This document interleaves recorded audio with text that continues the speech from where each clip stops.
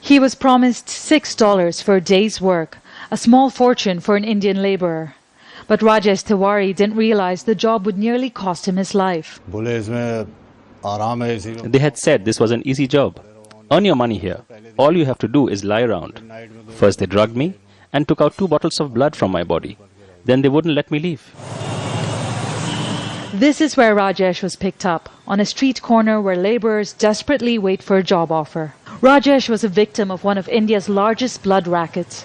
Possibly dozens of poor workers were lured into a scam to have their blood drained to be sold to private medical clinics. The trauma is now over, but the scars remain. Painful reminders of a nightmare he was unable to escape from. Some were there for 1 year, some for more. I was there for nearly 2.5 years.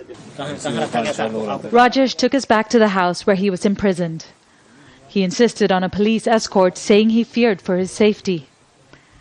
The blood racket took place behind the house of the alleged mastermind Papu Yadav. The place has been cleaned up. One of the rooms is now rented out to tenants. Hidden behind a cowshed, it was in this airless room that the men said they were kept and milked like cattle for their blood, sometimes up to 3 times a week. When police raided the house in early April, 17 men were found locked in 2 small rooms. Police say some of the men they arrested for operating the scam were medically trained, enabling them to keep their victims alive. It was a lucrative operation, with blood supplies short in this city of 3 million people. The racketeers were getting up to $100 per bag of blood.